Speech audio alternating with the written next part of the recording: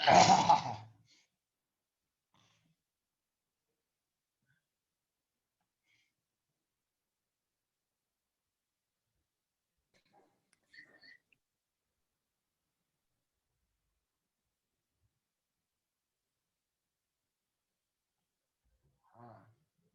everyone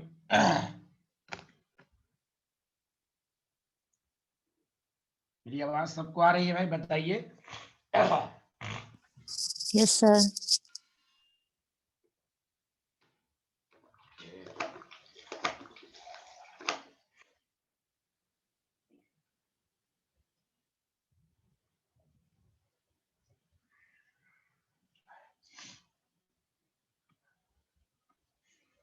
चलिए, तो कल हम लोगों ने स्ट्रक्चर, अब तक हम लोग rule for drawing the structure analyse कर रहे हैं for single central atom, 2 central atom, और उसमें हम लोगों ने ऑक्सी एसिड का भी पढ़ा। तो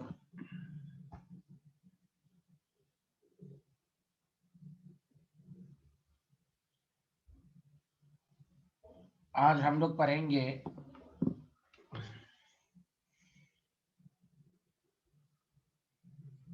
condition for cyclization,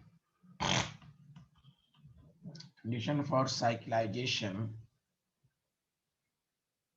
of compound।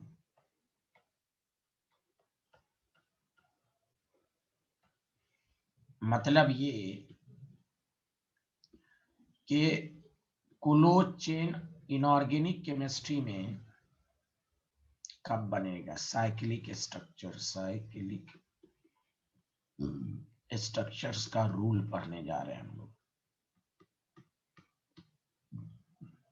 Clear है सबको? एक इनऑर्गेनिक केमिस्ट्री में कब क्लोज चेन बनेगा ये हम लोग पढ़ने जा रहे हैं।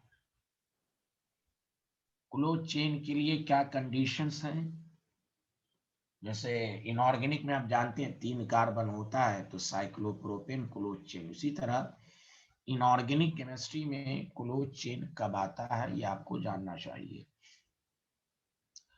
देखिए, इसमें हम 3 पार्ट आपको एनालाइज कराएंगे। 3 पार्ट है।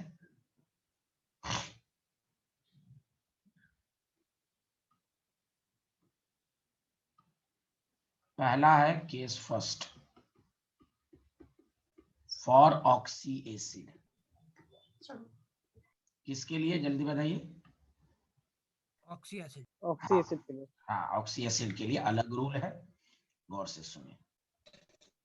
मतलब अगर हम इसका जनरल फॉर्मूला लिखें, H ऑक्सी एसिड में सेंट्रल एटम और ऑक्सीजन तो होता ही है।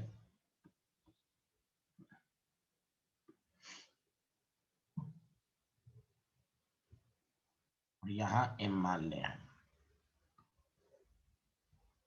तो देखो, साइक्लाइजेशन की पहली कंडीशन है कि 2 से ज्यादा सेंट्रल एटम होना चाहिए। 2 से ज्यादा। इसीलिए मैं लिख रहा हूं फॉर ऑक्सी एसिड के लिए 2 बातें हैं। पहला कंडीशन, M जो है वो ग्रेटर देन इक्वल टू 3 हो, मतलब सेंट्रल एटम 2 से ज्यादा हो। तो वही 3 लिख दिया या उससे ज्यादा हो। दूसरी बात, central atom present in maximum oxidation state. तीसरा, कॉमन इंटीजर हो। वो सब बताएंगे कॉमन इंटीजर का मतलब। कॉमन इंटीजर का मतलब ये हुआ S3P3O9। तो बताओ 3 कॉमन है ना सब में? कॉमन इंटीजर बन रहा है कि नहीं? जल्दी बताओ। Yes sir. हाँ हाँ, ये मतलब हुआ। तो फिर से, चूंकि देखिए सीख रहे हैं, अब स्ट्रक्चर में स्टूडेंट को बड़ी प्रॉब्लम तो होती ही है। समझिए, केमिकल बॉन्ड बेसिकली 3-4 चैप्टर का कॉम्बिनेशन आपको पढ़ाया जा रहा है, याद रखें। यही सब बातें पी ब्लॉक, एस ब्लॉक सब में आती हैं। तो फिर से साइक्लाइजेशन के लिए तो ये बात तो सारे लोग समझ लो, जो मैं अभी लिखूंगा सेंट्रल एटम 2 से ज्यादा होना चाहिए, वही लिख दिया गया m greater than 3, central atom present in maximum and common integer। तो इसी मैं चौथा पॉइंट लिख देता हूं, then cyclic structure will be formed इस फॉर्म। अगर ऑक्सी एसिड में कॉमन इंटीजर ना हो, not common integer,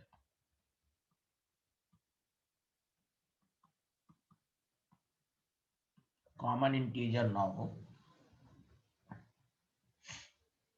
central atom greater than equal to 3 है, तो यहां पर आप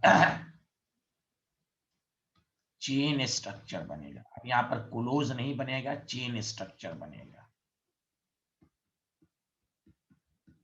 चेन स्ट्रक्चर इज फॉर्म। अगर आप चाहते हैं कि हमें पूरी तरह से स्ट्रक्चर पर कमांड हो, तो देखो ऑक्सी एसिड में 2 बातें हैं। फिर से हम लोग टॉपिक पढ़ रहे हैं condition for cyclisation, cyclic structure, ठीक है। तो उसके लिए ऑक्सी एसिड में 2 बातें हैं, सेंट्रल एटम ग्रेटर देन 3, मैं यहाँ पर लिख भी देता हूँ एक और point, central atom greater than equal to 3। अच्छा वहां तो m लिख ही दिया, चलिए हटाइए, हाँ, या उसी के आगे मैं लिख देता हूँ central atom greater than equal to 3। तो central atom present in maximum common integer, then cyclic structure is formed।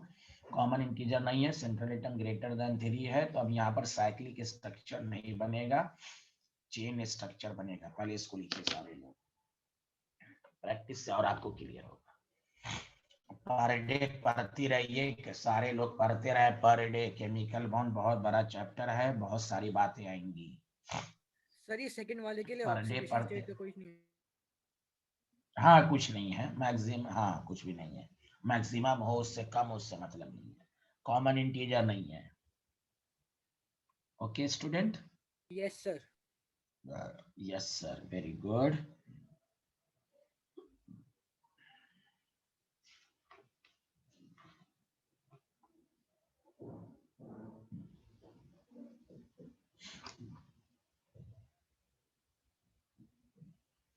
तो साइक्लाइजेशन में केस फर्स्ट है ऑक्सी एसिड के लिए।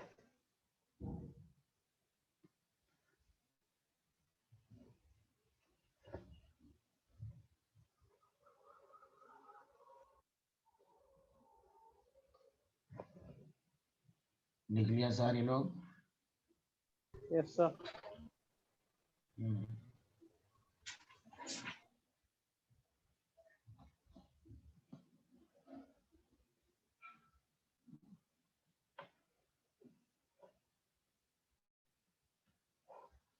केस सेकंड है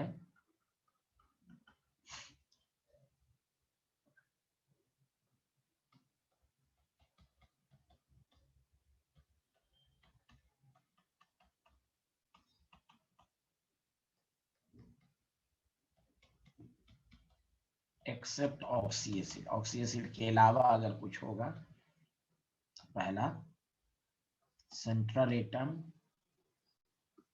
should be greater than equal to 3, और दूसरा surrounding atom, ये बहुत इंपॉर्टेंट है, सराउंडिंग एटम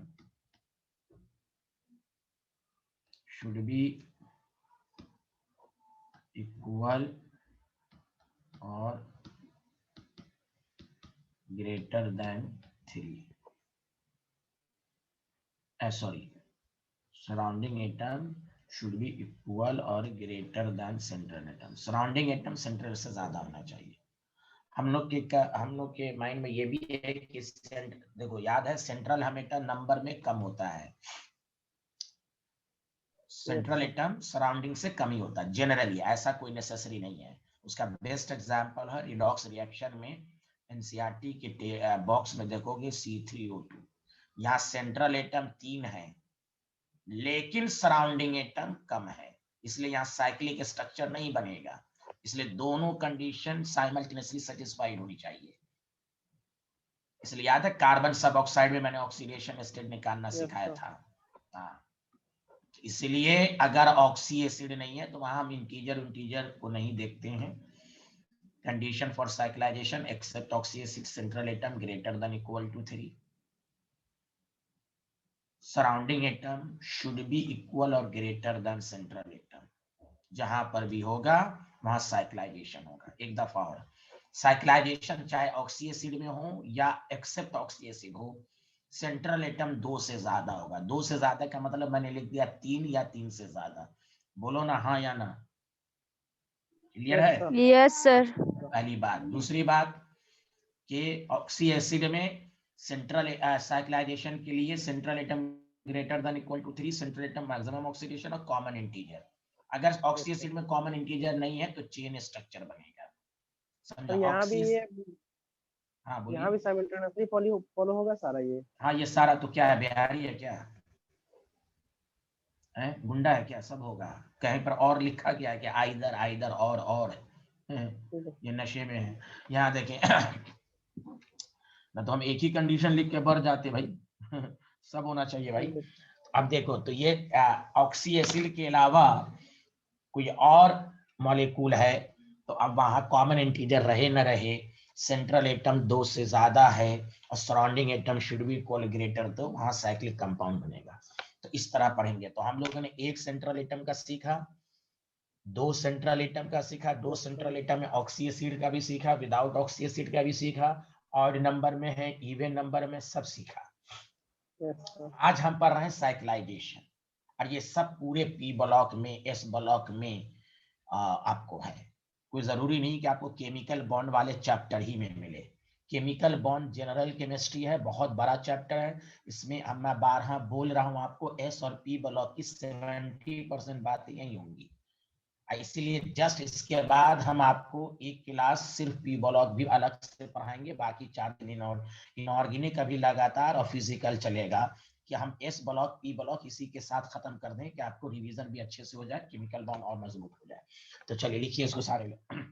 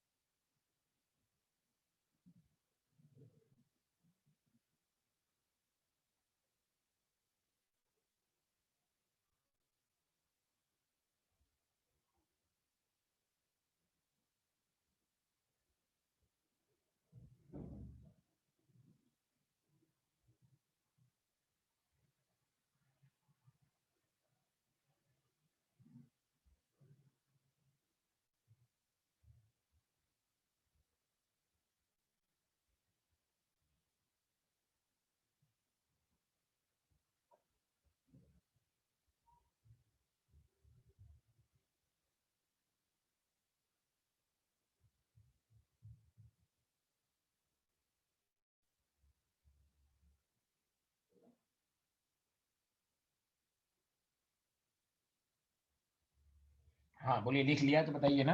हो गया सर। Yes sir.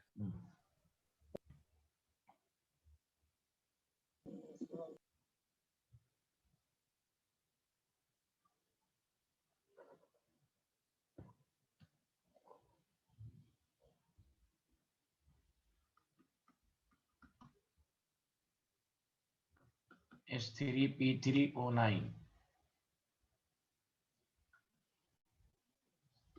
बताओ, सेंट्रल एटम फास्फोरस है, 2 से ज्यादा है, हाँ या नहीं, जल्दी बताओ। Yes sir. Yes sir.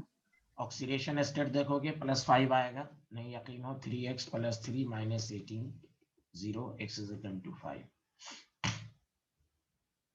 तो तुम समझ जाओ कि साइक्लिक स्ट्रक्चर बनेगा। इसी को तुम इसको देखना हो तो 12th की पी ब्लॉक में देखो, एनसीईआरटी में इसको इस तरह भी लिखते हैं, HPO3, जो मैंने फॉर्मूले के फॉर्म में लिखा था आपको। ये देखिए लिखा था ना फॉर्मूले के फॉर्म में, बोलो, अरे बोलो ना, कॉमन इंटीजर लेके। हाँ कॉमन इंटीजर, इसका नाम भी है ऐसे। नाम नेमिंग तो मैं बाद में पढ़ाऊंगा इसी चैप्टर में आगे। Cyclo try Meta phosphoric acid, cyclo इसलिए कि साइक्लिक है, ट्राई मेटा, मेटा वर्ड कब आता है ये सब सिखाया जाएगा आपको आगे। Meta phosphoric acid.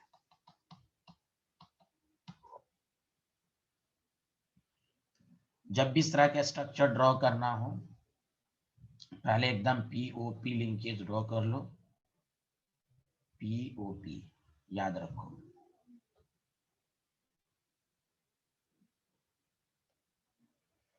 आपको मैंने कहा था ना जब ऑक्सी एसिड ड्रॉ करना हो फास्फोरस का हो तो एक डबल बॉन्ड ओ एक OH देंगे, एक डबल Yes, बॉन्ड sir. ओ एक OH देंगे, एक डबल बॉन्ड ओ एक OH देंगे। दिस इज द स्टाइल, बन गया अपने आप।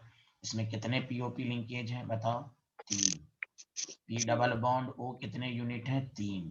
पीओएच कितने हैं बताओ? 3। हाँ, और नंबर ऑफ H प्लस भी कितने आएंगे? अच्छा, H प्लस का भी मैं कंसेप्ट अलग से पढ़ाऊंगा, अभी जब तक तो इस तरह कर लो, अभी इसकी भी मैं कंसेप्ट सिखाऊंगा। चलिए लिखिए सारे लोग। सबको समझ में आया कि नहीं जल्दी बताएं। Yes, sir.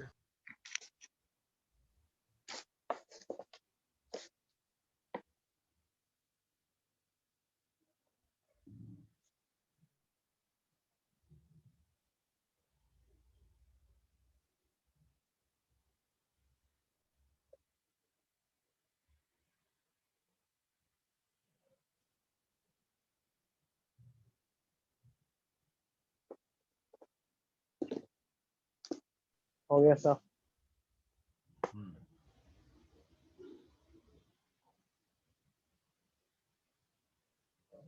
हाँ हो गया, जल्दी बताइए। Yes sir.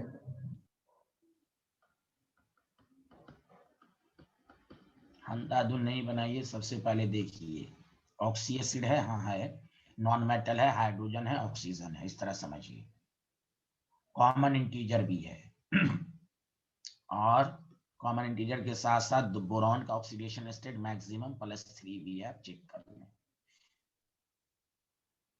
तो अब तुम समझ जाओगे कि साइक्लिक स्ट्रक्चर बनेगा। फिर वही बात, बीओबी जब भी रहे तो अब पहले इस तरह ड्रॉ कर लो, एक OH, एक OH, एक OH। बताओ B3O6 हो गया कि नहीं? S3 बताओ हाँ या ना। Yes, sir. अरे बोले इसमें कोई डबल बॉन्ड O यूनिट नहीं आएगा। Did you understand? क्योंकि बोरॉन 3 ही बॉन्ड बनाता है। बताओ हाँ या ना भाई। Yes, sir. तो इस तरह आपको समझना है। कोई दिक्कत? No, sir. आगे बढ़ें। Yes sir. यस,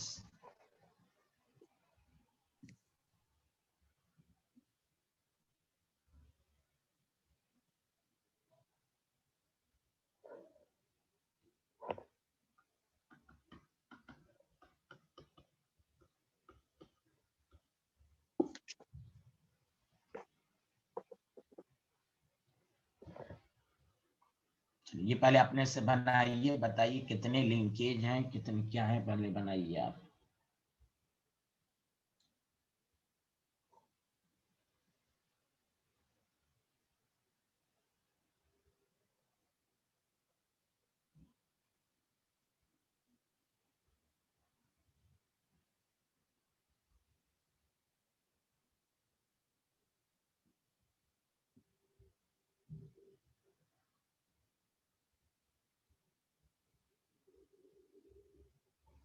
तो पहली बात कौन, पहले बताओ ऑक्सी एसिड है? सारे लोग मिलके बोलो, ऐसे बता, ऑक्सी एसिड है? Yes, sir. यस अरे सर। बोल, ऑक्सी एसिड पहचानने आता है Yes, sir. ना, non metal, Yeah. Hydrogen, oxygen, ठीक है। अब बताओ कॉमन इंटीजर है हाँ या ना, जल्दी बताओ। Yes, sir. है. Yes, है। sir. और सिलिकॉन अपने मैक्सिमम ऑक्सीडेशन स्टेट +4 में है, +4 पे. ठीक Yes, है। sir. है. तो हम समझ सारी चीजें, अभी तो समझाने में टाइम लग रहा है ना, जब सीख जाएंगे आप तो सब एक एक मिनट में, 1 मिनट भी नहीं लगेगा। अब आपको जब भी इस तरह रहे तो हम समझ जाएंगे। तो फिर वही बात कि आप क्या करें कि SiO करें,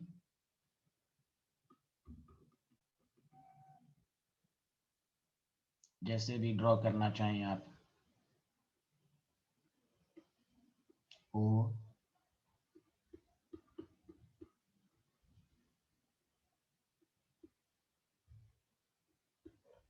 हो गया कि नहीं, जल्दी बताओ, हाँ या ना?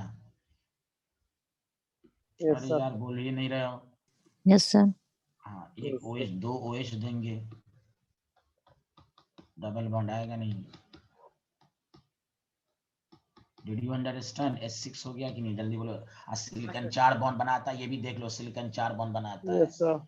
Any problem? स्टाइल देख ले, तुम कैसे भी टेढ़ा मेरा बना सकते हो, तो मैंने ये मत समझना बेंजीन की तरह क्यों बनाया, यहाँ ऐसे क्यों बनाया, ये सब पर डिपेंड नहीं करता है, वो आपके ऊपर अब जैसे बनाए। Did you understand everyone? Yes sir. Yes Yes, sir. sir. तो यही सब में आपसे पूछेगा हाउ मेनी SiO बॉन्ड, कितने हैं, 1 2 3। हाँ very good. Any problem? No sir. 3 है। How many OH, number of OH bond कितना है, SiOH बॉन्ड कितने हैं भाई? 6 हैं। समझा? तो यही सब पूछेगा आपसे। यही अगर आपसे पूछ देता इसमें सिग्मा बॉन्ड कितने हैं, तो आपको कोई स्ट्रक्चर बनाने आएगा तभी ना सिग्मा बॉन्ड 6 पाइएगा। अरे बोलिए ना। जी सर। तो आपसे पूछेगा SI का हाइब्रिडाइजेशन, सिलिकॉन का हाइब्रिडाइजेशन बताओ। आप फॉर्मूले से बना ही नहीं सकते। आप देखो स्ट्रक्चर बन गया 1 2 3 4 sp3, every silicon is sp3। तो आप, मैं हाइब्रिडाइजेशन तो आगे पढ़ेंगे, मैं एक बात कह रहा हूँ, जिसमें भी एक से ज्यादा सेंट्रल एटम होता है तो हाइब्रिडाइजेशन में फॉर्मूला नहीं लगता है, आपको स्ट्रक्चर ड्रॉ करने आना चाहिए। ये जो हम लोग formula bond pair lone pair पढ़ते हैं, जो भी बुक में फॉर्मूला दिया रहता है वो 1 सेंट्रल एटम के लिए है। स्ट्रक्चर, आपको स्ट्रक्चर ड्रॉ करने से आपको समझिए 4-5 चीजें एक्स्ट्रा आ रही हैं। आगे बढ़ें, जल्दी बताइए। Yes sir. कुछ लोग लेट से आते हैं, नेटवर्क इश्यू का बहाना लगाते हैं। जल्दी फर्स्ट स्लाइड है ये, जल्दी स्क्रीनशॉट लें।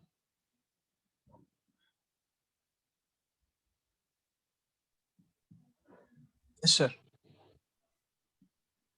सेकंड स्लाइड हो गया। Yes, sir. ये सब लिख लिया था?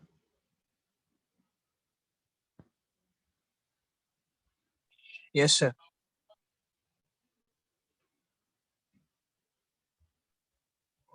Yes, sir. हो गया। 5।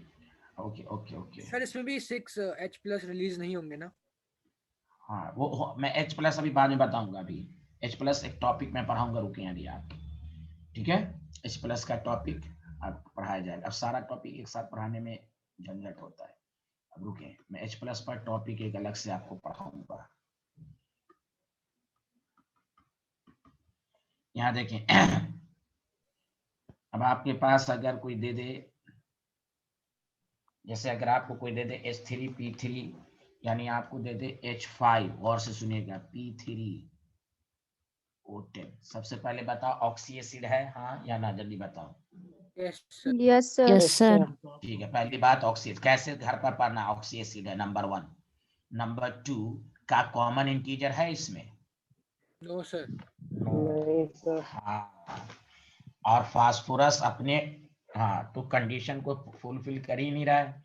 इसका मतलब यहाँ पर चेन स्ट्रक्चर बनेगा। क्या बनेगा? चेन।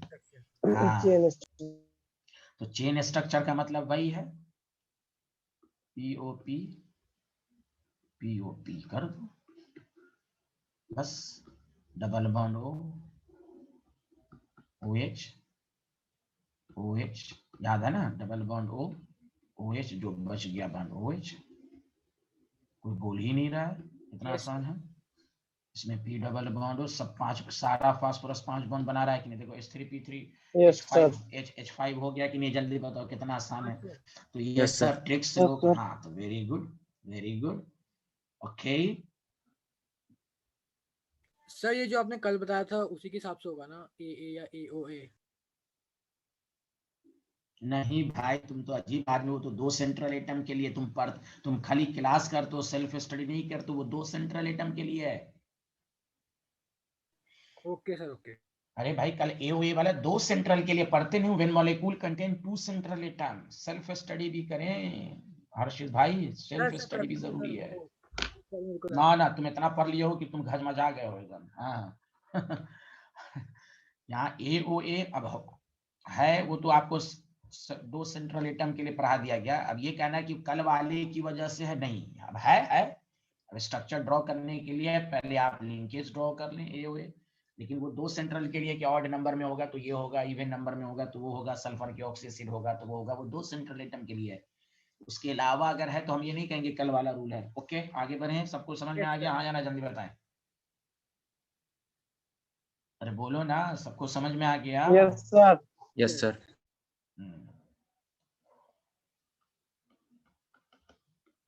H3O9 बताओ, क्या ये ऑक्सी एसिड है? नहीं क्या? सर। अरे जोर से बोलो, ऑक्सी एसिड है? नहीं नो सर। सर। हाँ, तो बस इसमें सिर्फ देखना है सेंट्रल एटम। हाँ, बस इसमें देखना है सेंट्रल एटम 2 से ज्यादा है, सराउंडिंग सेंट्रल से ज्यादा है, साइक्लिक कंपाउंड बनेगा। बस आपको देखना है। और जब भी इस तरह रहे, पहले AOA बॉन्ड ड्रॉ कर लो, ठीक है? डबल बॉन्ड हो, साइक्लिक कंपाउंड बनेगा। This is style, sulphur 6 bond बना रहा है। अरे बोलो, समझ में आया? अरे समझ में आया मेरे भाई? जी sir. Yes sir. S double bond हो कितना है? 1 2 3 4 5 6। SOS बॉन्ड कितना है? समझा कि नहीं? 1 2 3 3 है ना? हाँ, ठीक। तो ये वाला कंडीशन कहाँ लगा? ये वाला लगा ना, जब ऑक्सी एसिड नहीं रहेगा तो डायरेक्ट देख लो ये वाला। अरे बोलो ना, आया यस समझ सर। में? यस हाँ, सर। चाहे Yes. कॉमन इंटीजर रहे ना रहे, कुछ भी रहे, आपको इसी तरह करना है। तो इस तरह पढ़ के करोगे, कोई दिक्कत नहीं आएगी। आगे बढ़े। Yes sir. अब यस ये सर। तो ये दफा ये तो पूछा जा चुका है इसमें, how many sigma and pi. तो सिग्मा पाई आप देखिए ड्रॉ कर लेंगे। अब स्ट्रक्चर आ गया तो आप ये भी कर लेंगे। सबको समझ में आ रहा है? एवरी स्टूडेंट की सब मुंह बैठे हुए हाँ में हाँ मिला रहे हैं, अच्छे से आ रहा है? Yes Yes, sir. Yes, sir. sir. Yes, sir. हाँ, ये नहीं कि ऐसे ही बोले। अब जैसे तुम्हें कहा SeO4O12, क्या ये ऑक्सी एसिड है? No sir. नो। No, लेकिन sir. हाँ, तो नो सर। जनरल, हाँ, तो ऑक्सी एसिड के अलावा क्या बताया था? सेंट्रल एटम 2 से ज्यादा है, 3 या यस 3, सर। ठीक है। और सराउंडिंग सेंट्रल से ज्यादा है, हाँ या ना, जल्दी बताओ। Yes sir. इसका मतलब साइक्लिक स्ट्रक्चर बनेगा, बोलो हाँ या ना। Yes sir.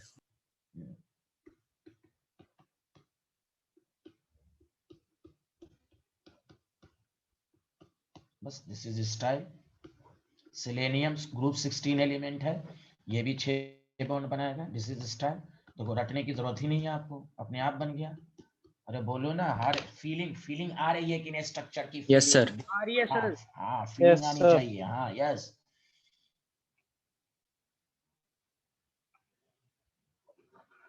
सब आपको पी ब्लॉक सबको खंगालिए सब है। अब ये मत कहिए केमिकल बॉन्ड में सब पूरी इनऑर्गेनिक की जान है, केमिकल बॉन्ड सारी चीजें से बताई जाएंगी आपको। इसीलिए जैसे ये चैप्टर खत्म होगा तो हम लोग एक दिन पी ब्लॉक को डिस्कशन करेंगे, बाकी दिन फिजिकल केमिस्ट्री का हम लोग आगे वाला चैप्टर स्टेट्स ऑफ मैटर जो करेंगे। ठीक है, उससे क्या होगा कि आपको लोग इनऑर्गेनिक को छोड़ देते हैं। इनऑर्गेनिक में कुछ नहीं, बस दिमाग में आते ही आपका आंसर आएगा। बस पढ़ते रहना, पर डे पढ़ो केमिकल बॉन्ड को, पर डे 5-5 दफा रगड़ के मेहनत करो, क्योंकि ये चैप्टर बहुत बड़ा है। एक साथ सोचोगे हम पढ़ लें तो फिर प्रॉब्लम होगी, इधर पढ़ोगे उधर भूलोगे। इतनी दफा पढ़ लो कि कोई कंफ्यूजन ही ना हो। बाकी तो हम, अच्छा, कल कौन सी क्लास है मालूम है आपको? Yes yes sir. Sir. Doubt कल क्लास। हाँ, doubt class, question discussion, periodic table का, ionization energy, electron gain enthalpy. अभी यही 2 यस टॉपिक सर। को तुम लोग पढ़ के आओ, उसके बाद हम एटॉमिक साइज का कराएंगे। समझ रहे हो? Yes sir. Yes, हाँ sir.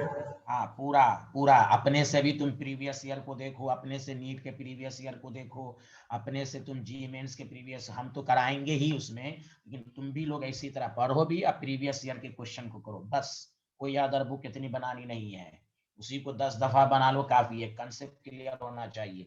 नोट्स को सबसे पहले पढ़ो, समझा कि नहीं, उसके बाद प्रीवियस ईयर के क्वेश्चन करो। बुक पढ़ने की जरूरत हो, अगर तुम चाहते हो कि हम बुक भी पढ़ें तो एनसीईआरटी के अलावा कोई बुक नहीं पढ़ो इनऑर्गेनिक के लिए। सुना सारे लोग? हाँ, यस सर। कोई टाइम खर्च है, कोई फायदा नहीं है मोटी मोटी बुक पढ़ने से, फलाना फॉरेन राइटर सब दिखाने के लिए मीडिया में। अब आओ सारे लोग ध्यान दो। अरे खास स्पेल तुमको नहीं आ रहा क्या? तुम भी तो हाँ में हाँ मिलाओ कम से कम।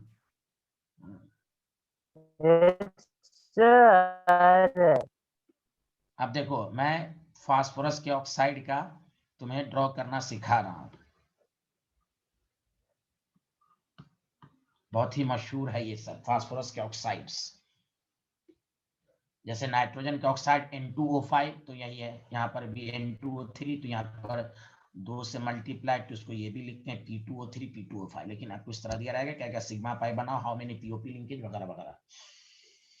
सबसे पहले एक बात करो कि क्या ये ऑक्सी एसिड, पहले चलो इधर से लेफ्ट से राइट से चलते हैं, क्या ये ऑक्सी एसिड है? No sir. नहीं सर। No sir. ठीक है वेरी गुड। तो हमने बताया था जब ऑक्सी एसिड ना हो तो चेक करो सेंट्रल एटम 2 से ज्यादा है। Yes sir. Yes sir. सब लोग हाँ में हाँ मिला, कोई चुप नहीं बैठेगा, जितने स्टूडेंट हैं चुपचाप बैठे नहीं रहे, मेरे क्लास में सही से बैठे। हाँ यस, सराउंडिंग एटम सेंट्रल से ज्यादा है कि कम है? ज्यादा है। ज्यादा है। ज्यादा है सर। ज्यादा। तो साइक्लिक स्ट्रक्चर बनेगा, हाँ या ना, जल्दी बताओ। Yes sir. Yes sir. Yes very good. तो तुम अब जैसे जैसे अपना पीओपी पीओपी पीओपी पीओपी जैसे तैसे ड्रॉ कर दो, ठीक है? पीओपी तो होगा ही। अब सब पर एक डबल बॉन्ड हो, डबल बॉन्ड हो, डबल बॉन्ड हो, डबल बॉन्ड हो, बाकी बच गया तो देखो लिंकेज। स्टूडेंट को लगता है कितना टफ स्ट्रक्चर है, रट के पढ़ेंगे, नो स्ट्रक्चर। अब ऑक्सीजन जब बच गया तो किसको दोगे? यही पीओपी को दोगे, यही पीओपी को दोगे। अरे बोलो ना। अब देखो फास्फोरस, तमाम फास्फोरस 5 बॉन्ड बना, तमाम फास्फोरस 5 बॉन्ड बना रहा है कि नहीं? जल्दी बताओ। सबका ऑक्सीडेशन स्टेट +5 है। अरे बोलो हाँ या ना। हाँ सर। Yes sir. चेक करके चेक भी करो, +5 सबका +5 है। अब तुमसे यही मैं पूछेगा हाउ मेनी पीओपी लिंकेज, तो कितना होगा बताओ? 1 2 3 4 5 6। How many P double bond हो? पी डबल बॉन्ड हो कितना है बोलो?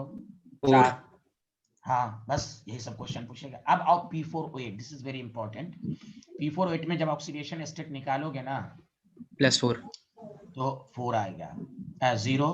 अच्छा तुम जानते हो ना +4 फास्फोरस का एग्जिस्ट है, लेकिन कॉमन ऑक्सीडेशन स्टेट क्या होता है फास्फोरस का? 3 और 5। बोलो हाँ या ना। हाँ तो बताओ 4 जो है वो 3 और 5 का एवरेज आ रहा है कि नहीं? जल्दी बोलो हाँ या ना। Yes sir. इससे ये साबित हुआ कि देखो पहले तो तुम पीओपी ड्रॉ कर लो, सब लोग पहले तो पीओपी ड्रॉ कर लेना है। पीओपी तो होगा ही, इसमें कोई शक ही नहीं है। +4 ऑक्सीडेशन स्टेट का मतलब हुआ कि 3 और 5 आना चाहिए, कि कुछ फास्फोरस का ऑक्सीडेशन स्टेट 5 हो और कुछ का 3 हो, एवरेज। तो अब तुम देखो सारे लोग कि चूंकि कॉमन ऑक्सीडेशन स्टेट, तुम सब पे डबल बॉन्ड ओ नहीं डाल सकते, डबल बॉन्ड डालोगे तो देखो यहाँ पर डबल बॉन्ड ओ है, डबल बॉन्ड ओ है और डबल बॉन्ड ओ है। फास्फोरस कितना बॉन्ड बना रहा है बताओ? 4 बॉन्ड बना रहा है ना। हाँ फास्फोरस या तो 3 बॉन्ड बनाता है या 5 बॉन्ड बनाता है, बोलो हाँ या ना। Yes sir.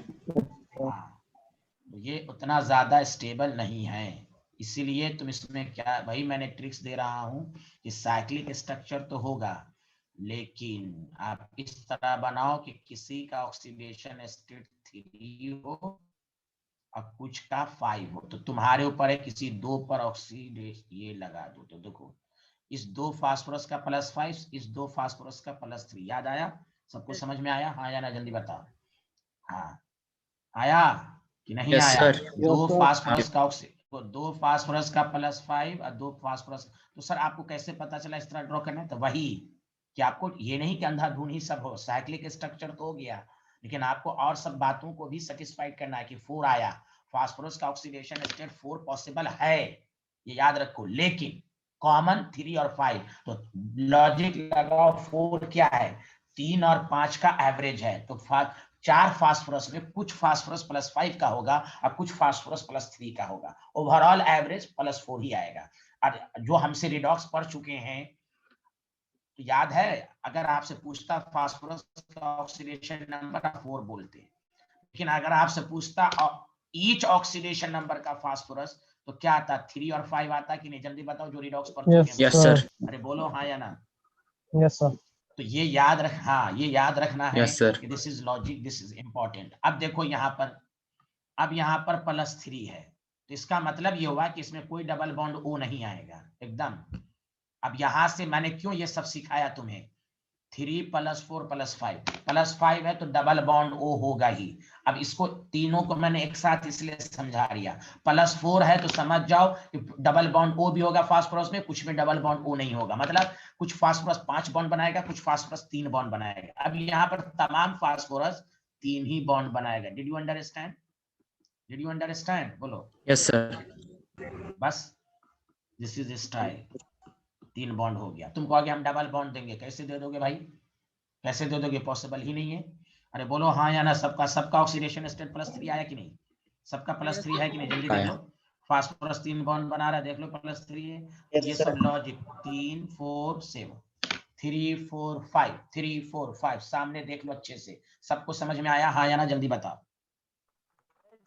यार कोई बोल ही नहीं रहे हो यार। Yes. हाँ। Yes, sir. अच्छा तुम कहोगे कि Yes, sir. सर, एक मिनट सुनो, तुम कहोगे सर अगर P4O7 होता तो मैं इसका भी लॉजिक बता देता हूं, देखो कोई बात नहीं है। 4x - 14 बताओ ऑक्सीडेशन स्टेट फ्रैक्शनल में आ रहा है कि नहीं, जल्दी बताओ। Yes, sir. Yes, sir. हाँ तो घबराना नहीं है, पीओपी तो सब में होगा। देखो हो सकता है टफ क्वेश्चन पूछ दे, पीओपी तो सब में होगा,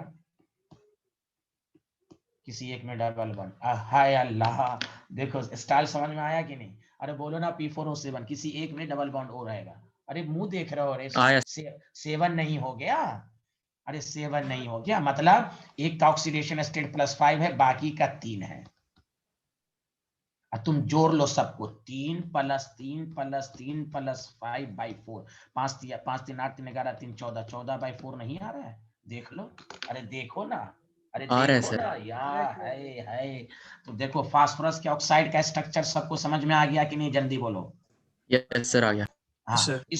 इसको ये भी कहते हैं, इसको ये भी कहते हैं, साइक्लिक भी कहते हैं, और इसको केज लाइक, पिंजरा होता है ना, पिंजरा थोड़ा थोड़ा खुला हुआ रहता है। अरे बोलो ना, Yes, पिंजरा sir. केज लाइक, इसको Yes, sir. देखो केज लाइक को भी बेसिकली कहीं पर बुक में, ऐसे तो तुम्हारी इतनी नहीं है कि तुम उतना पढ़ोगे बुक, हायर बुक, लेकिन कहीं कहीं पर जब तुम पढ़ोगे तो केज लाइक भी लिखा रहता है, क्योंकि हम बहुत मोटी मोटी बुक पढ़ते हैं ना, देखिए ना इतनी मोटी मोटी बुक पढ़ते हैं तब हम आपको पढ़ाते हैं ना, हम पीएचडी करते हैं बुक सब पर, तो बहुत सारी बुक में केज लाइक भी लिखा रहता है। तो केज का मतलब एक तरह का क्लोज चेन ही हुआ। Did you understand? Yes, sir. Yes, sir. हाँ तो हमें कंफ्यूज नहीं होना है, कोई लिख देगा केज, कोई लिखेगा क्लोज, साइक्लिक ही है, केज का भी मतलब साइक्लिक ही है, तो कंफ्यूज नहीं होना है। सबको आया समझ में? चले पहले एक दफा और तो देखो। Yes, sir. आया। अब घर पर चारों को एक साथ प्रैक्टिस करना है, इससे बहुत सारा फायदा हुआ। पहली बात ये फायदा हुआ कि हमें फास्फोरस का ऑक्सीडेशन स्टेट, तो यहाँ पर सबका +3 है, इसमें ऑक्सीडेशन नंबर +4 है, लेकिन +4 एवरेज है। और एवरेज का मतलब क्या होता है, कोई जरूरी नहीं है, जैसे आप, मैं 12 मिसाल देता हूं कि एवरेज वेलोसिटी 4 है, तो इसका मतलब नहीं कि हर पॉइंट की वेलोसिटी 4 होगी, 4 भी हो सकती है, कम भी हो सकती है, ज्यादा भी हो सकती है। तो यहाँ पर ये एवरेज आया है, लेकिन एग्जैक्टली सबका 3 ही है। यहाँ पर ऑक्सीडेशन नंबर 4 आया है, लेकिन ईच फास्फोरस का 4 नहीं है, 5 5 3 3 है, ये भी याद रखना है। यहाँ पर 5 है तो सबका 5 भी, एवरेज भी 5 है और ईच का भी 5 है। Did you understand? अरे बोलो। Yes, Yes, sir. sir. Yes, sir. हाँ अब देखो तुम खुद सोचो, यहाँ ऑक्सीडेशन नंबर फ्रैक्शनल पॉसिबल है, बट पार्टिकुलर फास्फोरस का, पार्टिकुलर एलिमेंट का कभी भी ऑक्सीडेशन नंबर फ्रैक्शन नहीं है। कभी तुम सुने हो कि एटम 2.5 इलेक्ट्रॉन लॉस या गेन किया, कभी सुने हो? No sir. नहीं सर। तो ये क्या आया है, फ्रैक्शनल का मतलब ही हुआ कि एवरेज है। ये एवरेज का मतलब हुआ कि पार्टिकुलर, देखो पार्टिकुलर फास्फोरस का फ्रैक्शनल में नहीं है, ये सब मिलकर आया है 7/2। Did you understand? Did you understand? Yes sir. Yes, yes, sir. इसीलिए देखिए, इसलिए ड्रॉपर बैच में मैंने पहले रिडॉक्स को पढ़ाने की वजह यही रहती है ड्रॉपर में, कि उससे बहुत सारी बातें को समझाई जा सकती हैं। अगर ऐसे तो 11 12 पास हैं, आपको तो ऐसे भी रिडॉक्स आना ही चाहिए। मैं एक बात कह रहा हूँ कि किसी को ये ना लगे कि सर एक चैप्टर इधर से पढ़ा रहे हैं, वो इस वजह से पढ़ा रहे हैं कि टीचर को ये मालूम होता है कि कौन सा चैप्टर पहले पढ़ाने पर आपको अच्छे से समझ में आए। तो इसलिए रिडॉक्स पहले पढ़ाया मैंने कि आपको कुछ चीजें समझाने में आसानी हो। आगे बढ़ें, जल्दी बताइए। Yes, sir. चलिए लिखिए।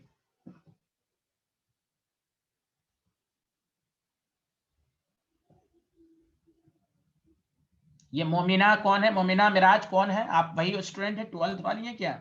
मोमिना मिराज, क्या are you original Momina Miraj? Yes sir, गलती से ज्वाइन कर लिया मैंने ये क्लास। हाँ तो फिर आप हट जाइए, भागिए यहाँ से। वही तो कह रहा हूँ, मैं एक्टिव रहता हूँ ना। मेरे क्लास में कैसे कोई फालतू आ जाएंगे? देख तो मेरी एक्टिवनेस का हाल देखो बच्चों, यस देख सर। रहे हो? हाँ Yes, sir. मैं तो इसलिए जहां कोई दूसरे नाम से आता मैं तो उसी वक्त रिमूव कर देता हूँ, चाहे वो। इसलिए सारे लोग से रिक्वेस्ट है, अपने नाम से हमेशा ज्वाइन करना मेरे भाई। Okay sir. हाँ, दूसरे नाम से आओगे या कुछ अलग अलग नाम से आओगे, मैं उसी वक्त रिमूव कर देता हूँ, दोबारा ज्वाइन भी नहीं कर पाओगे उस क्लास को। सब लोग अपने अपने नाम से आए। चलिए बोलिए, सबको समझ में आ रहा है अच्छे से? अरे अनस चौधरी, तुम तो कुछ बोलो यार। Yes, sir. आ रहा है। अब तक कल तुमको कंफ्यूजन क्या? अच्छा एक बात और भाई, तुम लोग जो नोट करते हो तो गलत फलत नोट तो नहीं करते हो ना? नहीं सर।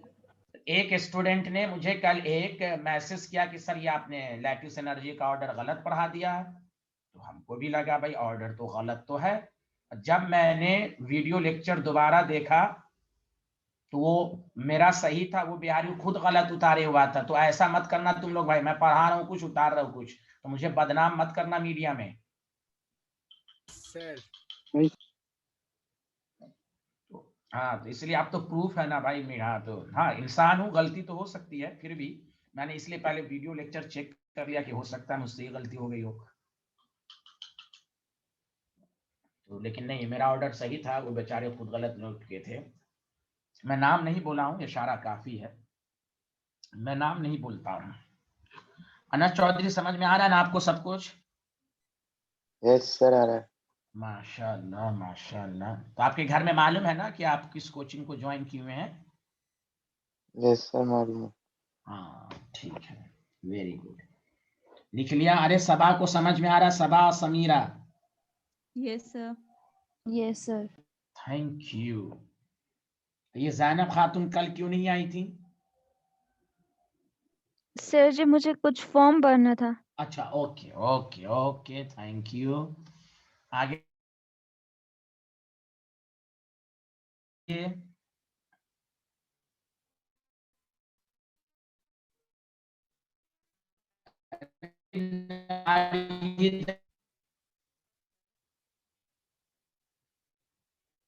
ये तो ओरिजिनल नबी एक।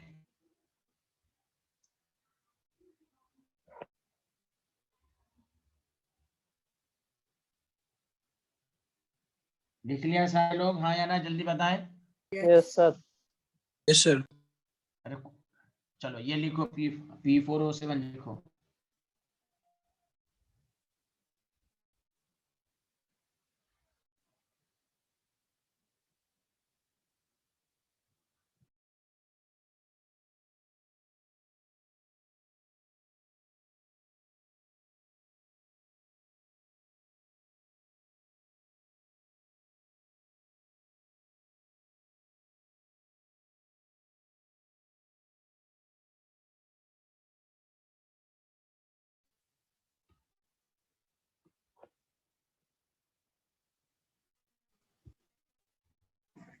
सर कहाँ गए? एक मिनट, चार्ज से वो क्या हो रहा है बीच में? क्या एक रुको रुको, स्क्रीन शेयर नहीं हो रही है, रुको एक मिनट।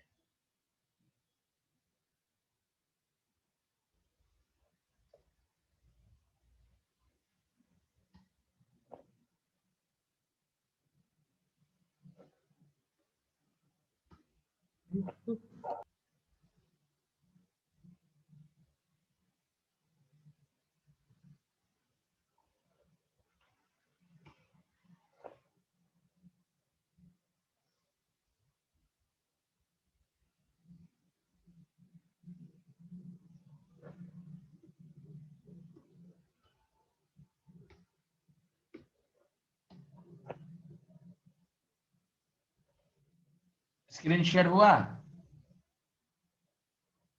नहीं sir. No sir. No sir. एक मिनट, अब आ रहा हो। आ गया सर। क्या सर हो गया? Okay sir. सर आ गया। हाँ चलो, वो पूरा लिख लिया था ना आप लोगों ने?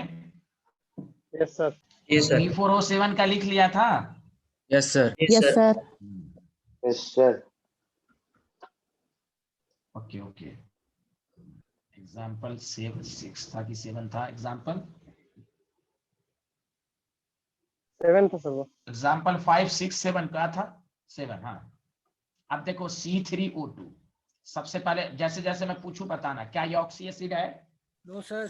No no sir. Sir. No तो सर। ठीक है हाँ, तो ठीक है, ऑक्सी एसिड के अलावा जब भी रहे तो हमने कहा 2 से ज्यादा सेंट्रल एटम है, हाँ, लेकिन सराउंडिंग सेंट्रल से ज्यादा नहीं है, कम है। इसका मतलब यहाँ पर साइक्लिक स्ट्रक्चर नहीं बनेगा। सुना सारे लोग? यस ये सर। सब यस सर। हाँ, चूंकि सराउंडिंग को ज्यादा होना चाहिए। और ये तुम, हमने क्या कहा, ये सब एकदम चुपचाप बीच बीच में एनसीईआरटी में रिडॉक्स के बॉक्स में तुम देखोगे, सेकंड बुक में। तो मैं इसलिए, आप इसका नाम भी है कार्बन सब ऑक्साइड। ये सब ये मत समझिए कि इसी चैप्टर में शामिल है, ये सब पूरा इनऑर्गेनिक के बारे में समझाया जा रहा है। जनरल इनऑर्गेनिक सब सिराते मुस्तकीम है, एकदम सीधा रास्ता की तरह बना दो। Okay linear. ओके, अरे बोलो ना। Yes sir. ओके। यस।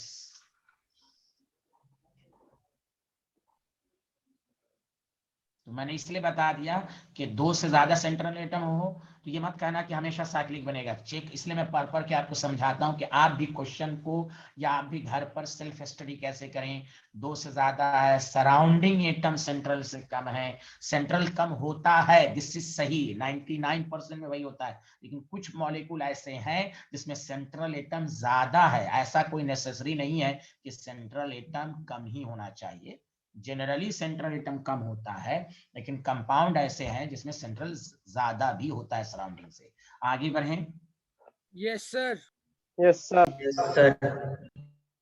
अच्छा देखो, तुम वही पी ब्लॉक में एक बहुत ही मशहूर है, बहुत दफा पूछा जा चुका है, मैं नाम भी बता देता हूँ, ग्रुप 13 में इनऑर्गेनिक बेंजीन। इनऑर्गेनिक, इसमें पूछता है how many sigma inorganic benzene. Inorganic benzene, ये मत समझिए कि कोई टफ चीज पढ़ाई जा रही है। B3N3S6। तो सबसे पहले बताओ, ऑक्सी एसिड की तरह ही है। अब बताओ कॉमन इंटीजर भी है, हाँ या ना बताओ? कॉमन इंटीजर है ना, जल्दी बताओ। Yes sir. Yes sir. हाँ, और 9 भी याद रहे इसमें बेंजीन के नाम से, तो बेंजीन क्लोज चेन तो है ही है, BN BN BN BN N, बस क्लोज चेन है। सब में फिर H H, ये C6 होता है ना, उसी तरह H। बताओ स्टाइल समझ रहे हो? कोई रट्टुमल की तरह मत पढ़ो। अब बताओ, याद है ना alternate sigma and double bond होता है, पाई पाई। कोऑर्डिनेट बॉन्ड बनता है, नाइट्रोजन जो है इलेक्ट्रॉन देता है नाइट्रोजन पर। तो देखो कोऑर्डिनेट बॉन्ड ही की तरह मैं बता देता हूँ, कोऑर्डिनेट बॉन्ड बन रहा है, नाइट्रोजन दे रहा है, नाइट्रोजन दे रहा है। तो इसको तुम ऐसे भी बना सकते हो और करके बी। स्टाइल समझ में आया? स्टाइल समझ में आया कि नहीं सबको स्टाइल? अरे बोलो भाई। हाँ हाँ, स्टाइल समझ में आना चाहिए भाई।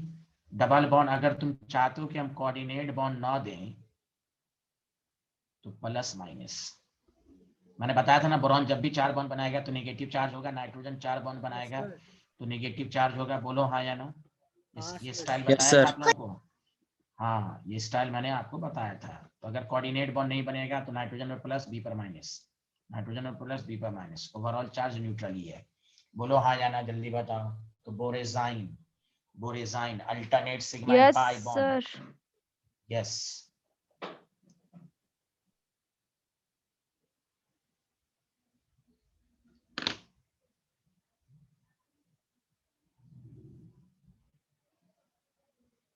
अरे सैयद तौहीद नबी, तुम तो कुछ बोलो, आ रहा है समझ में? सैयद तौहीद नबी।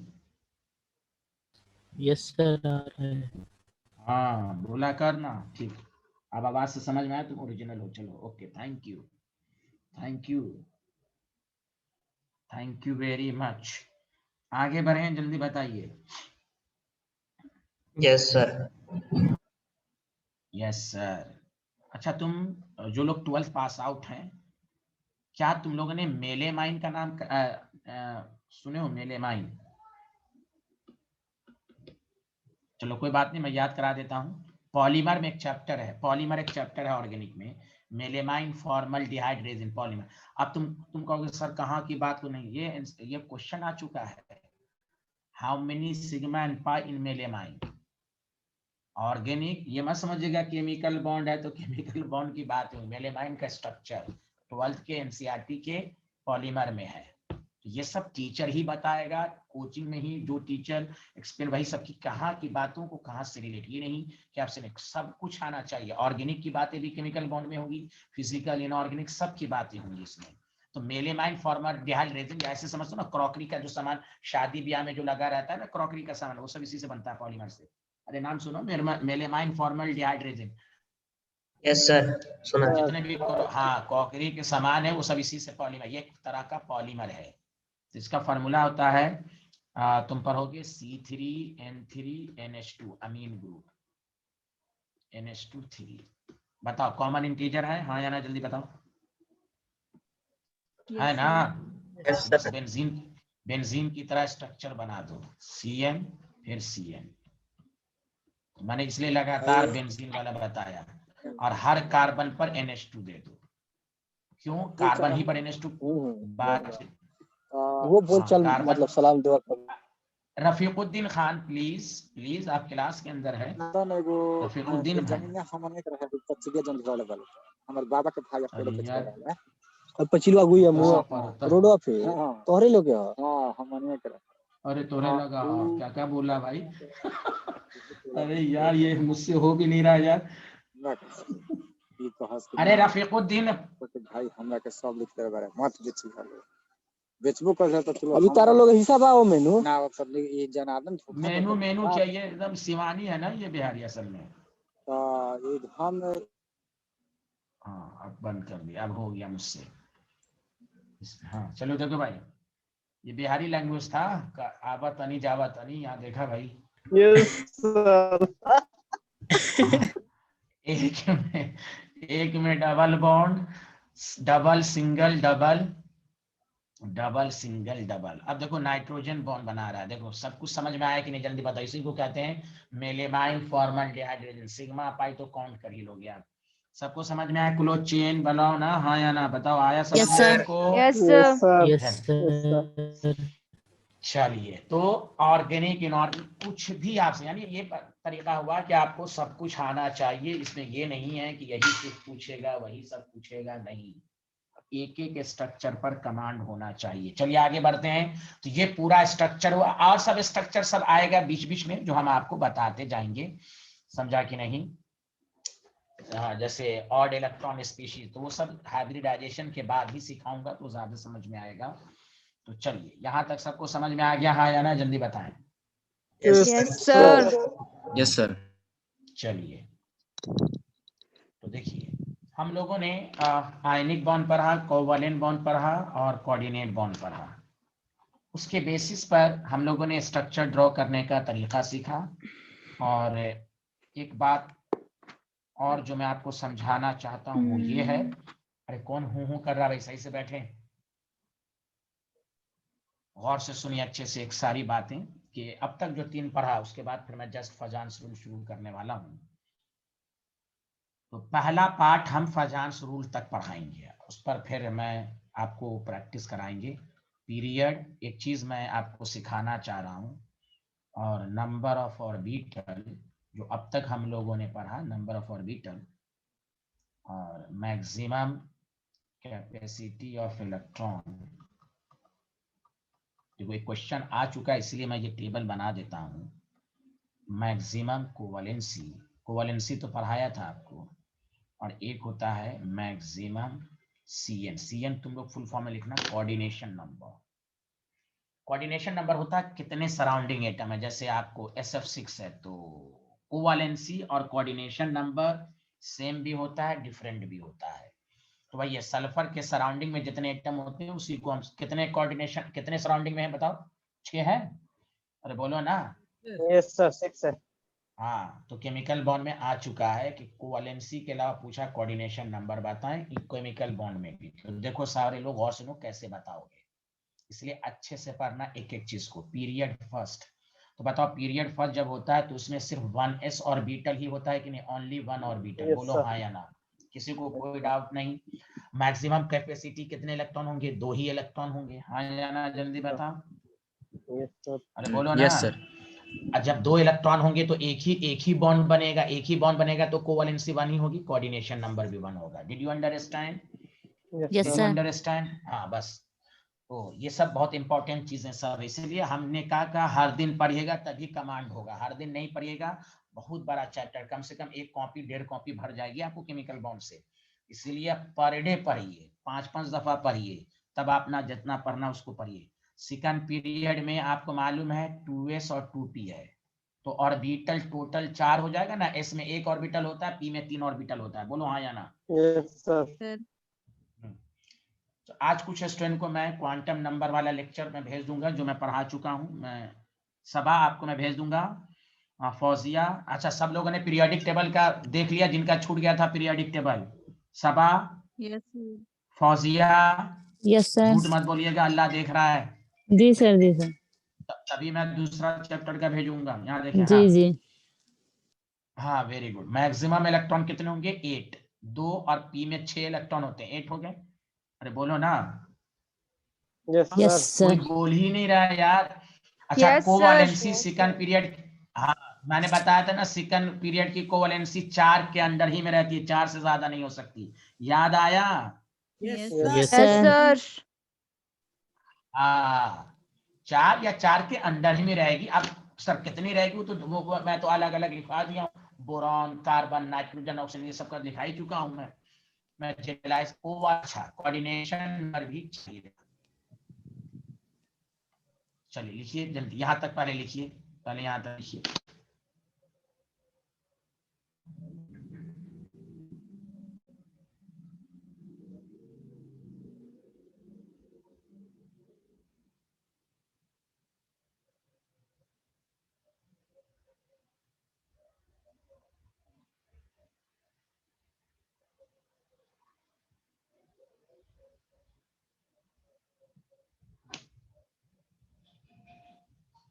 लिख लिया तो बताइएगा।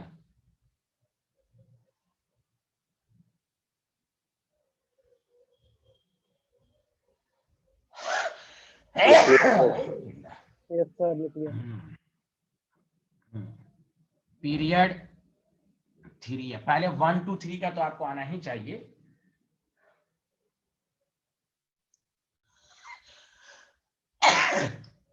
थ्री का मतलब 3s 3p 3d, इसमें d ऑर्बिटल आ जाता है ना? हाँ या ना, जल्दी बताओ। हाँ, Yes, sir.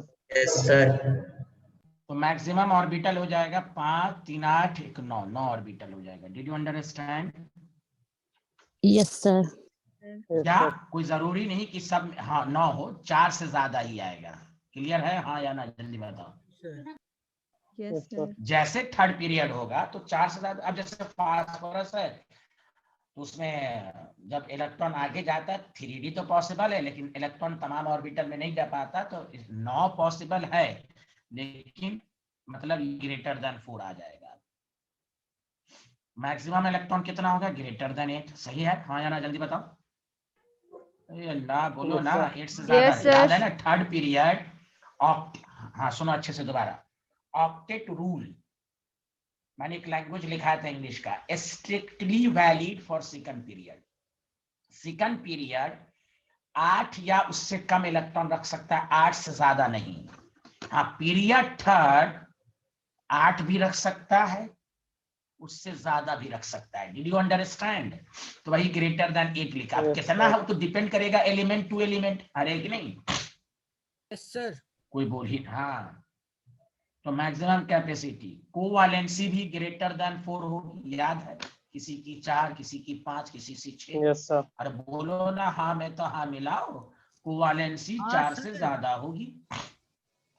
यस। Yes, अब sir. किसकी कितनी होगी Yes, तो मैं sir. लिखा चुका हूँ। सल्फर सेलेनियम 4 6 सब होता है। अच्छा, और इसका कोऑर्डिनेशन नंबर 6। हाय हाय हाय, याद करो SF6 सल्फर का 6 है, PF6 पॉसिबल नहीं है, तो वो डिपेंड करेगा 6 के अंदर ही में रहेगा। तो यहाँ गौर से सुने 6। अब देखो सारे लोग, फोर्थ या and on word, fourth and on word का मतलब समझे? अरे बोलो। Yes sir, period 4 and onwards. Yes, sir. तो अब तो सब कुछ लिखाने की जरूरत नहीं, इसमें भी ग्रेटर देन 4 होगा, ग्रेटर देन 8 होगा, ग्रेटर देन 4 होगा, और कोऑर्डिनेशन नंबर ग्रेटर देन 6 होगा। लेकिन याद रखो इसमें कोऑर्डिनेशन नंबर में एक्सेप्ट ब्रोमीन। अब क्यों मैं बता रहा हूं, अब रीजन। एक्सेप्ट क्या लिखोगे? ब्रोमीन। चलिए एक दफा कोई भी, हाँ कोई भी डायरेक्ट मैं क्वेश्चन इस कराया, कोई पूछे तुम्हें पीरियड थर्ड का कोऑर्डिनेशन नंबर बताओ, लोगे 6। अरे बोलो ना, जैसे एल्युमिनियम है, एल्युमिनियम का कोऑर्डिनेशन नंबर 6।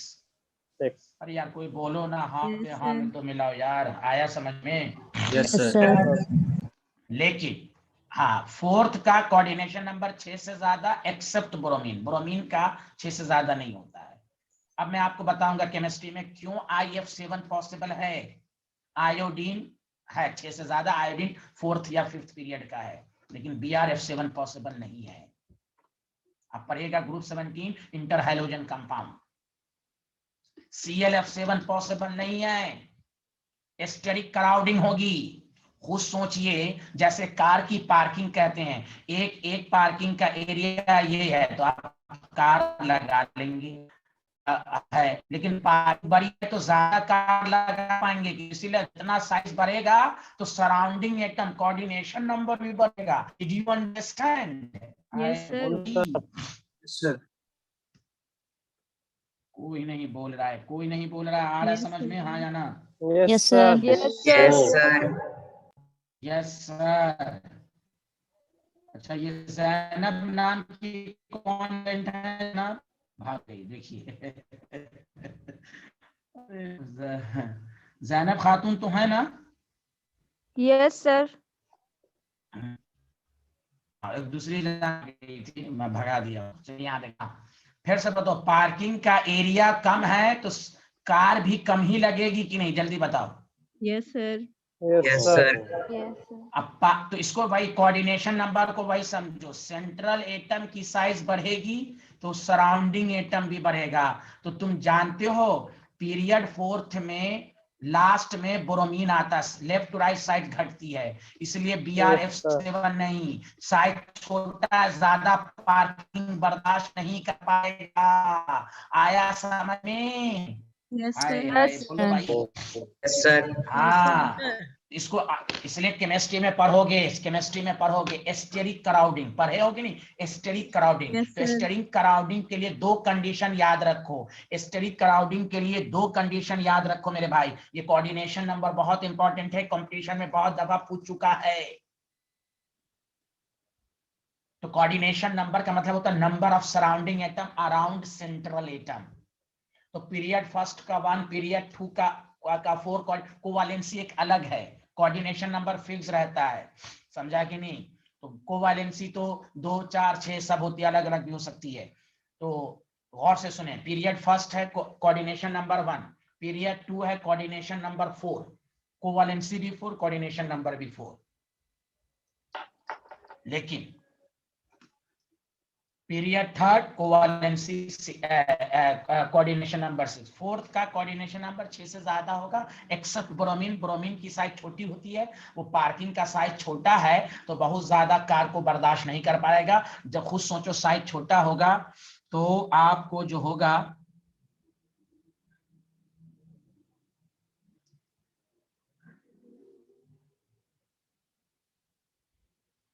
अरे शाहिद तुम क्यों आ गए इस बैच में? तुम लोग पागल हो क्या यार? शाहिद,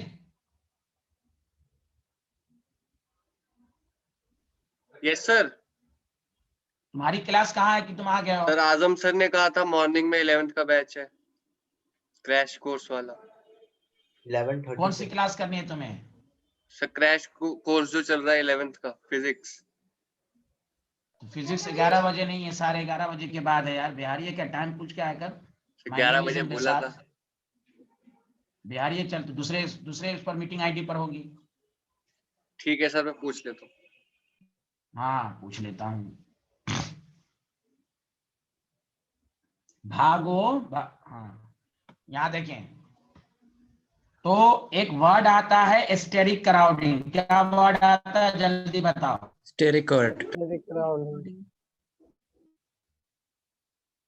क्राउडिंग में भीड़ होगा तो याद रखो स्टेरिक क्राउडिंग की कंडीशंस क्या है, तो याद रखो स्टेरिक क्राउडिंग कहाँ होगा? जहां साइज ऑफ सेंट्रल एटम ज्यादा हो कि छोटा हो कि बड़ा हो, जल्दी बताओ। Crowd size of central atom क्या हो?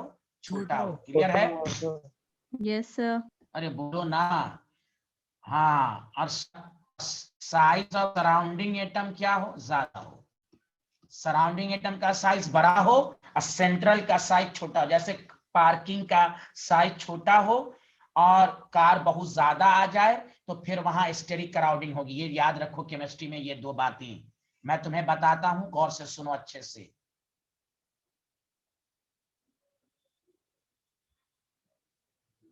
पहले इसको लिखो, पहले स्टेरिक क्राउडिंग यही बात है कि IF7 पॉसिबल है, आयोडीन की साइज बड़ी है, वो 7 फ्लोरीन को बर्दाश्त कर सकता है। BrF7 पॉसिबल नहीं है, Br की साइज छोटी है तो इसलिए नहीं बर्दाश्त कर सकता। समझा कि ClF7 पॉसिबल नहीं है, उसकी वजह यही सब है। सुना स्टेरिक क्राउडिंग? तो केमिस्ट्री में कोई भी पूछे स्टेरिक क्राउडिंग भीड़ कब होती है, तो साइज ऑफ सेंट्रल एटम कम हो और सराउंडिंग एटम की साइज बड़ी हो तो वहां भीड़ होगी, वो बिल्कुल एग्जिस्ट नहीं करेगा, रिपल्शन होने लगेगा। बोलो आया समझ में कि नहीं आया? जल्दी बताओ। Yes sir.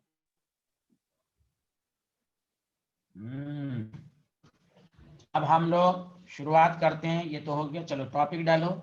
फजान्स रूल। फजान्स रूल के बाद हम, ये भी बहुत जबरदस्त टॉपिक है, फजान्स रूल। फजान्स रूल नाम सुना है सब लोग? No sir. अरे बोलिए ना, नाम सुना? सर सुना है यस सर। सर। हैं? सुना है सर। देखिए गौर, हाँ ठीक है। फजान्स रूल्स का मतलब ये हुआ, गौर से सुनिए अच्छे से, कि फैजान ने ये कहा था कि कोई भी, अब तीनों कंपाउंड पर गया, तो फैजान ने ये कहा था कि कोई भी कंपाउंड, जैसे अगर आयनिक कंपाउंड है तो 100% आयनिक नहीं है, उसी तरह कोई भी कोवलेंट कंपाउंड है तो 100% कोवलेंट नहीं है। क्लियर है? सबको समझ में आ रहा है? Yes sir. Yes sir. बोलो ना। हाँ, हर कम अगर आयनिक है तो उसमें कुछ ना कुछ कोवलेंट है, कोवलेंट है तो कुछ ना कुछ आयनिक है। आयनिक बॉन्ड कैसे बनता है? मेटल और नॉन मेटल के बीच में। लेकिन आप वही पढ़ेंगे कि कोई भी आयनिक कंपाउंड में 100% आयनिक कैरेक्टर नहीं होता। ये बात सब लोग सुन लें। तो फैजान ने क्या बताया? Faizan gives the idea of partial covalent character in ionic compound. पहले एक लाइन में समझिए, कैसे दिया हो तो हम बताएंगे। फैजान रूल क्या आइडिया देता? Partial covalent character in ionic compound. बहुत एप्लीकेशन है इसके। CuCl भी आयनिक है और NaCl, ये भी तो मेटल नॉन मेटल है, लेकिन इसमें कोवलेंट कैरेक्टर आता है। प्रीडोमिनेंटली कोवलेंट कैरेक्टर, पूरी तरह इसमें ब्रेक ही नहीं होगा, दिखने में मेटल नॉन मेटल। इसलिए आप 12th पास आउट हैं तो आपको किस तरह करना है वो और से सुने। तो कोई भी पूछे फैजान रूल क्या बताया? It gives the idea of partial ionic compound. ये बात में क्लियर लें तो उसने कहा कि नाइदर आयनिक नॉर कोवलेंट कंपाउंड 100% आयनिक या 100% covalent compound. Every compound has mixed character. Daily life में भी यही आता है, कोई भी एक 100% सही नहीं हो सकता, उसमें कुछ ना कुछ कमियां होंगी। तो याद रखें फैजान वही है। तो अब आप 11-12 पढ़ने के बाद याद दिमाग में रखें, कोई भी आयनिक कंपाउंड में 100% आयन होता है ना कोवैलेंट कंपाउंड ना 100% कोवैलेंट होता है, उसमें कुछ ना कुछ आयनिक होता है। तो फैजान्स rule gives the idea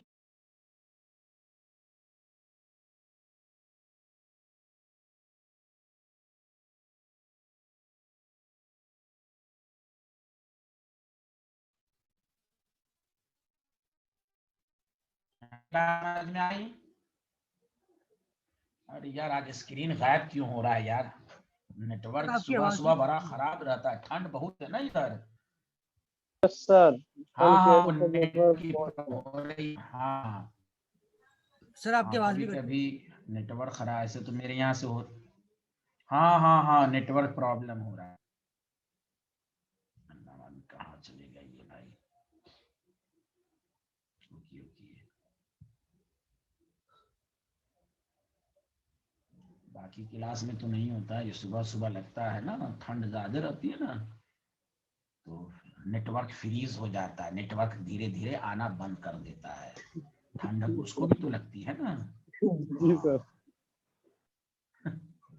jacket पहनना चाहिए ऐसे ना तो उसको। होता तो नहीं है। जैकेट पहन के हाँ?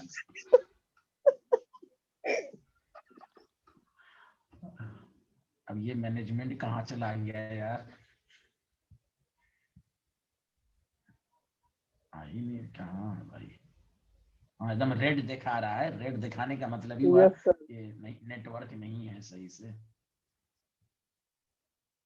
वो हो जाता है मेरे यहाँ भी कभी कभी भाई।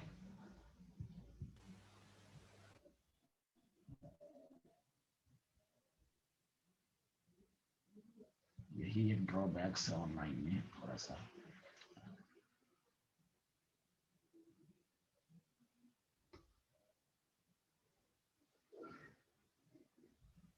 सर हाँ हाँ बोलिए। सर होस्ट कोई स्टूडेंट बनाए ना, उनसे बोल दो कि आपको होस्ट बना दे। स्टूडेंट को अब वो होस्ट बन रहा है ना, अब ये आ रहे हैं माशाल्लाह, मैनेजमेंट भाई आ रहे हैं ना, निष्कर्ष सर आ रहे हैं। अब हो गया, देखिए हो गया ना। Yes sir. हो गया सर। हाँ तो देखिए, हाँ अब देखिए ये सुबह सुबह प्रॉब्लम है, तो खैर तो फैजान सुल का पॉइंट सबको समझ में आया कि नहीं, जो मैंने अब तक Yes, सिखाया आप लोगों को ये पहले बताया। Yes sir. बहुत अच्छी अच्छी बात इसमें भी आएगी। पहला गिव्स द, पहले एक लाइन में partial, it gives the partial covalent character in ionic compound.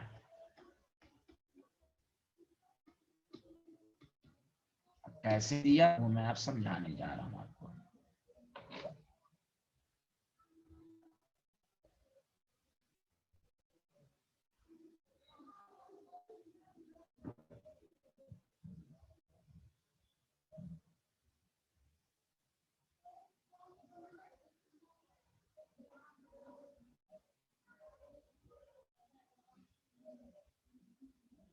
लिख लिया सारे लोग?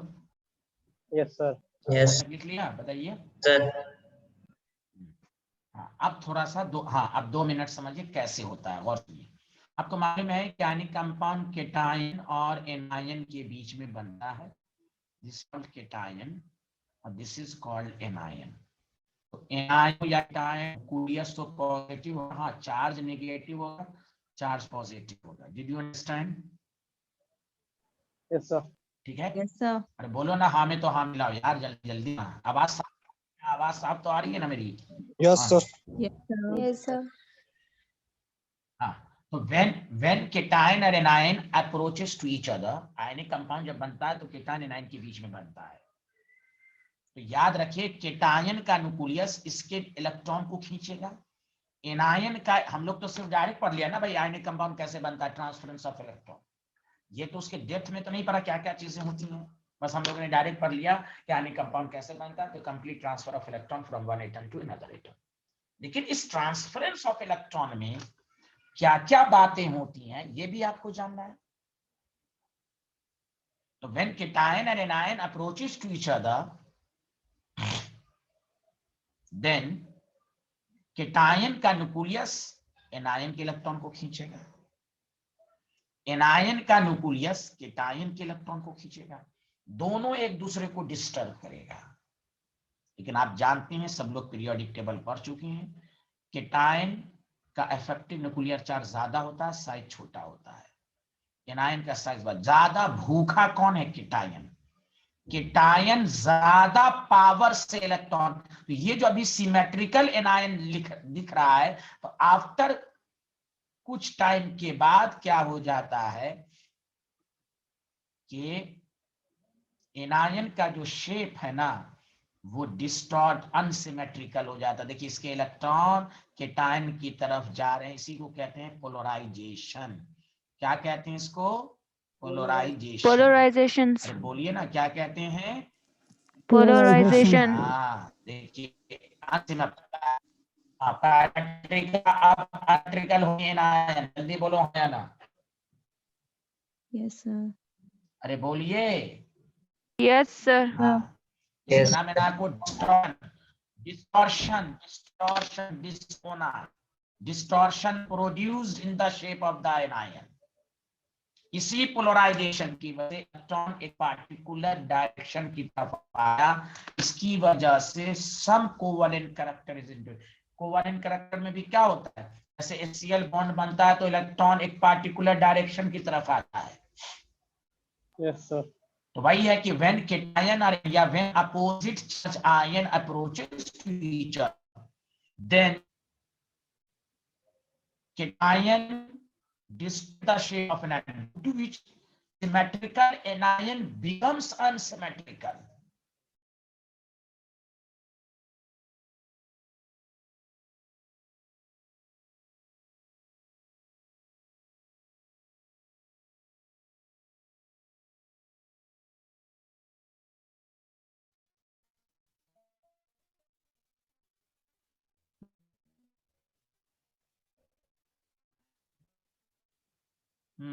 Can you hear me? Yes, sir. Yes, sir. बहुत गर्व कर रहा है भाई, ये क्या? चलिए, तो वो लाइन लिख लिया ने जल्दी, अब मैं लिखा रहा हूँ, जल्दी लिखिए, तो जल्दी जल्दी पॉइंट एक एक करके लिखिए। when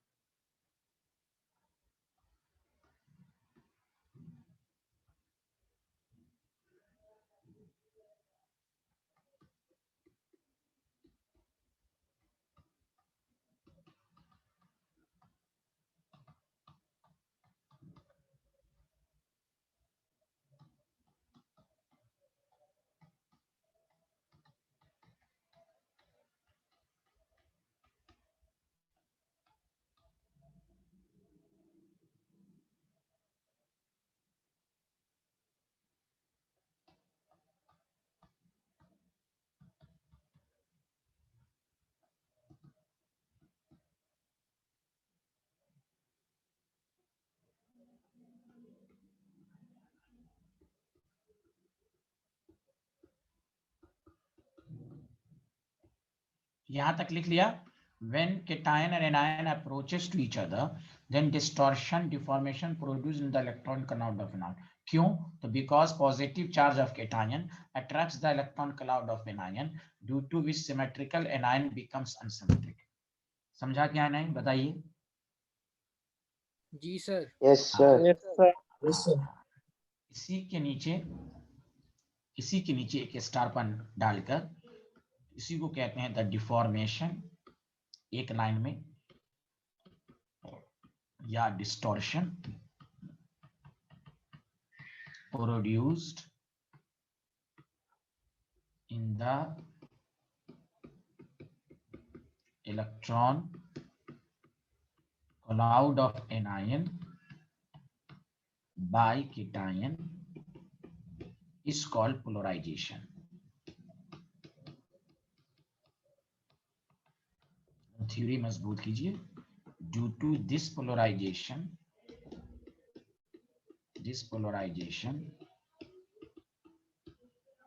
सम ना लिखकर पार्शियल कोवेलेंट कैरेक्टर है, क्योंकि इलेक्ट्रॉन एक पार्टिकुलर डायरेक्शन में आया, covalent character is introduced the ionic compound. बोलिए, सबको समझ में आया यहाँ तक? जल्दी बोलिए हाँ या ना। इसी को कहते हैं Fajans rule, partial covalent character आना इन द आयनिक कंपाउंड। बोलिए, any problem student? No sir.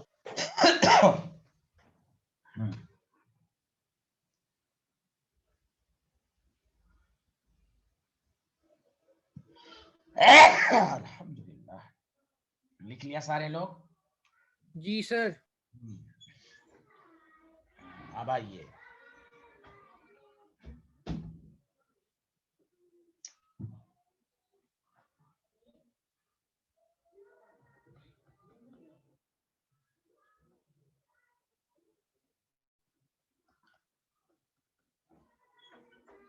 Factor affecting the Fajans rule. किन बातों, अब कैसे क्वेश्चंस वो करेंगे ये तो थ्योरी हो गई। अब हम कैसे चेक करेंगे, गौर से सुने। पहला वर्ड है साइज ऑफ केटायन।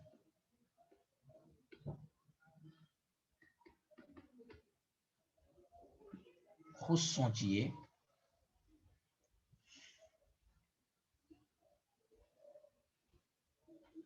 जितना केटायन का साइज छोटा होगा, तो अच्छा ये आपने मैं यहीं पर बना देता हूं आपको। जितना केटायन का साइज छोटा होगा उतना आपको मालूम है एनायन के शेप में उतना ही डिस्टॉर्शन होगा कि नहीं? जल्दी बताइए। Yes sir. उतना ही ग्रेटर पावर से खींचेगा। हाँ जी सर। अरे और सब बोलो ना यार, क्यों नहीं बोल रहे हो? Yes sir. Yes, sir. Sir. हाँ, Yes, sir. केटायन का साइज जितना छोटा होगा उतना आपका ये शेप चेंज हो जाएगा, सिमेट्रिकल से अनसिमेट्रिकल, पार्टिकुलर डायरेक्शन पर इलेक्ट्रॉन आएगा। तो इसको कहते हैं, याद रखो केटायन, तो यहाँ पर एक वर्ड आएगा पोलराइजिंग पावर। याद रखो, पोलराइजिंग पावर वर्ड है फॉर केटायन। याद रखो, पोलराइजिंग पावर वर्ड इस्तेमाल होता है केटायन के लिए, एनायन के लिए नहीं। जितना केटायन का, चूंकि केटायन खींच रहा है ना, तो यहाँ पावर की बातें होंगी। तो फिर से बताओ, पोलराइजिंग पावर किसके लिए आएगा? केटायन के लिए कि एनायन के लिए? जल्दी बोलो। Cation के लिए।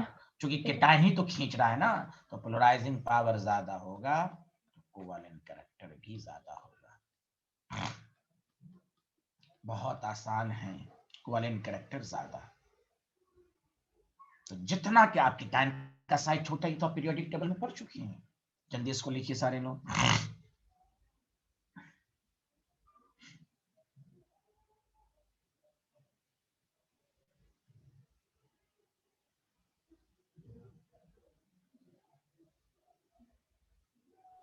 लिख लिया सर।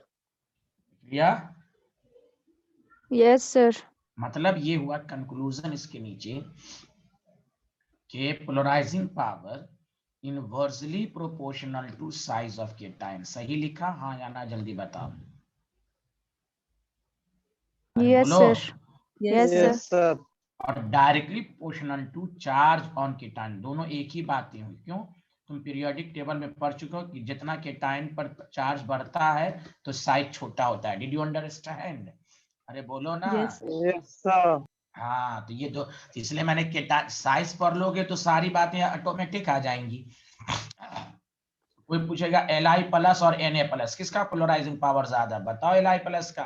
कोई पूछे Li प्लस की Mg+2, कहो Mg+2 का चार्ज बढ़ेगा तो पोलराइजिंग पावर बढ़ेगा। तो क्वेश्चन कराएंगे उस वक्त। यहाँ तक सबको समझ में आ गया? सर। Yes sir. हाँ, यस सर। Very good. एक लास्ट फैक्टर लिखिए। तो दो ही बात याद रखिए, size of cation, size of anion, size of cation, size of anion.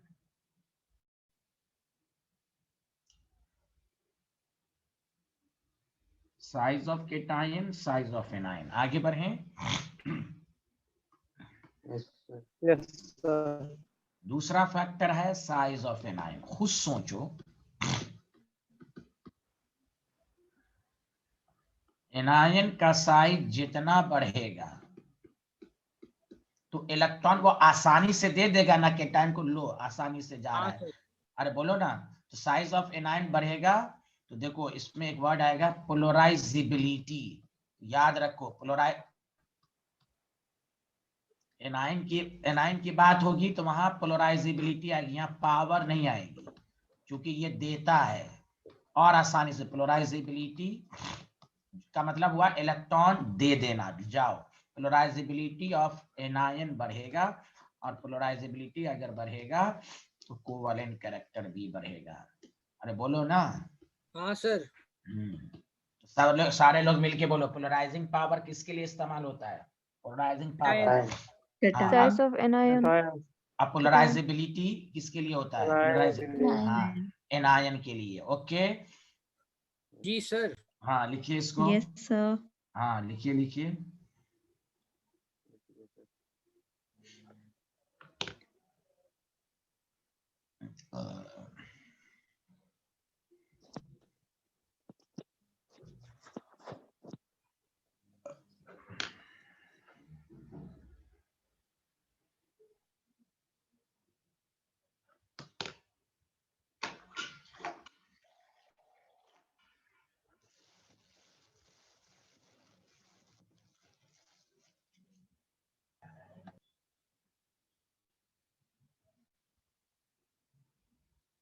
हाँ, लिख लिया? बताइए।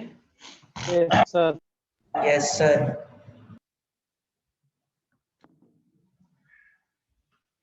तो इससे ये साबित हुआ पोलराइजिबिलिटी जो है directly proportional to size of an ion and directly proportional to magnitude of negative charge. तुम बहुत दफा पढ़ चुके हो, जितना नेगेटिव चार्ज की मैग्नीट्यूड बढ़ेगी तो साइज बढ़ेगा। अरे बोलो ना। Yes sir. जी सर। Yes sir. और शॉर्ट ट्रिक से ये फॉर्मूला याद रखो एक ही लाइन में, फैजांस रूल का, SCLA। क्या याद होगा? बोलो। SCLA। हाँ, स्मॉलर केटायन तो कोवेलेंट कैरेक्टर ज्यादा, लार्जर एनायन। बस ये शॉर्ट फॉर्म में याद रखो, स्मॉलर केटायन, लार्जर एनायन।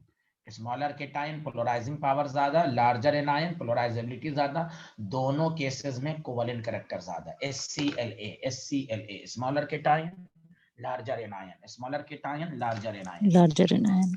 हाँ, did you understand? Yes, sir. हाँ,